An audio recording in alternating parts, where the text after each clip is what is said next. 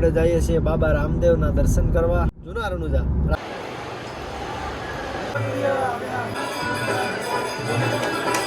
જમવાની કંઈક આવી વ્યવસ્થા છે દેશી સ્ટાઇલમાં. આપણે ધાર્મિક સ્થળોને બદનામ કરતા આવા અમુક અહીંના લોકલ માણસો. નમસ્કાર મિત્રો, ફરીવાર એક નવા વિડીયોની અંદર આપ બધાનું હાર્દિક સ્વાગત છે. આપણે પોકરણગઢ કિલ્લાનો આનંદ માણ્યો, દર્શન કર્યા અને હવે આપણે જઈએ છીએ બાબા રામદેવના દર્શન કરવા. હિન્દવા પીરના 12 બીજના ધણીના દરબારમાં આપણે જઈએ છીએ. જૂના રણુજા, રાજસ્થાનમાં આવેલું રણુજા, જ્યાં રામદેવ પીર બાપાની સમાધિ છે, ત્યાં આપણે જઈએ છીએ. તો જોડાયેલા રહેજો. આપણે ડાયરેક્ટ મળીએ હવે રણુજા જઈને. ઓકે,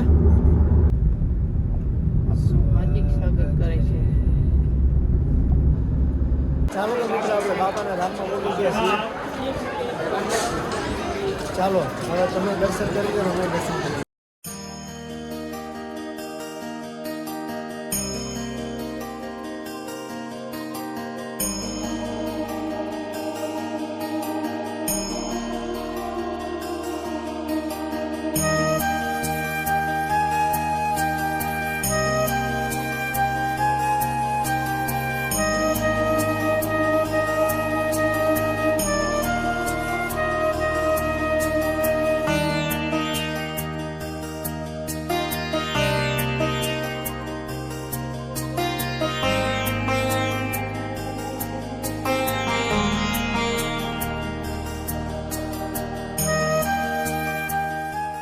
મિત્રો, આપણે બાબા રામદેવના હિન્દવા પીરના 12 બીજના ધણીના દર્શન કર્યા અને હવે આપણે આગળ જઈએ છીએ. તમે પણ બધા દર્શન કર્યા.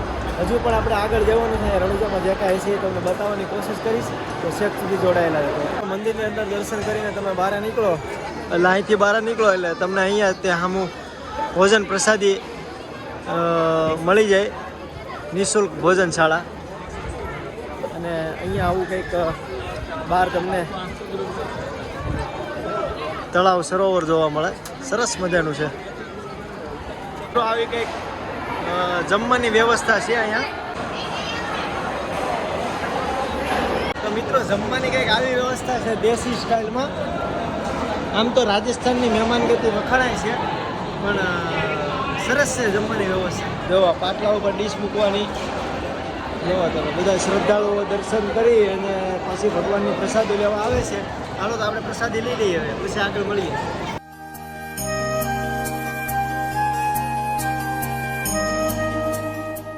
ચાલો તો મિત્રો, રામદેવ પીર બાબાના દર્શન કરી લીધા અને હવે આપણે જઈએ છીએ.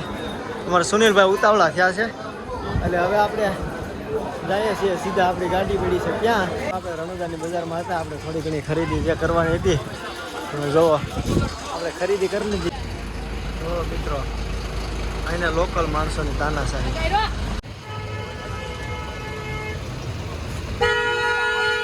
મિત્રો, આપણે રામદેવ પીર રણુજા દર્શન કરી અને નીકળી ગયા છીએ. પણ હવે હું તમને એક સત્ય હકીકત જે ઘટના છે ને એની વાત હું તમને અહીંયા કહું કે આપણા હિન્દુ ધર્મના દેવી દેવતાઓને દેશ વિદેશના લોકો માથું નમાવવા માટે આવે છે, પરંતુ આપણા ધાર્મિક સ્થળોને બદનામ કરતા આવા અમુક અહીંના લોકલ માણસો, જો કે ખોટું લાગે તો માફ કરજો, પણ આવા લોકલ માણસોના હિસાબે માણસોના દિલમાંથી આવા ધાર્મિક સ્થળો હોય ને એના પ્રત્યેની લાગણીઓ તૂટી જાય કે ત્યાં કેમ જવું, ત્યાં તો આવા લોકો આપણને ફટકાય, ત્યાં તો આવા લોકો આપણી હારે આવું કરે. કેમ કે અમારી ખુદની હારે અમને પહેલાં એવું કીધું કે અહીં ફ્રી પાર્કિંગ છે, પાર્કિંગ કરી દો. ત્યારબાદ અમને એમ કીધું ફરજિયાત અમારી દુકાનેથી તમે પ્રસાદી લઈને જ મંદિરે જાઓ. આવું દરેકની હારે બને છે. અમારે હારે જોકે અમે તો પ્રસાદી લેવાની જ હતી, એની પ્રસાદ લઈ પણ લીધી, પણ આ લોકોને અહીંયા એવી દાદાગીરી ટૂંકમાં અને પોતાની મનમાની કરવાવાળા લોકો, અને તમને પરાયણે ગાડી રખાવે, અહીંયા રાખી દો. માણસોને 1 કિલોમીટર દૂર ગાડીઓ રખાવે છે કે લાસ્ટ પાર્કિંગ છે, આગળ પોલીસવાળા છે ને આમ કરશે ને આવી રીતે બીવડાવે, ધમકાવે છે ને આવું કરે છે. એટલે આ વસ્તુ એક ખોટી કહેવાય. પણ કાંઈ વાંધો નહીં, આપણે રામદેવ પીર બાપાના રણુજા રામદેવ પીર બાપાના દર્શન કર્યા. દર્શન કરીને ખૂબ આનંદ આવ્યો. તમે પણ ભગવાનના દર્શન કર્યા, હિન્દવા પીરના 12 બીજના ધણીના દર્શન કર્યા હવે આપણે આગળ ક્યાં જઈએ છીએ એ આપણે તમને નેક્સ્ટ બ્લોગની અંદર બતાવવાની કોશિશ કરીશું. તો આપણી ચેનલ સાથે જોડાયેલા રહેજો. નવા હોય તો ચેનલને સબસ્ક્રાઈબ કરી લેજો. અને હા, કમેન્ટની અંદર જય રામદેવ પીર લખવાનું ભૂલતા નહીં.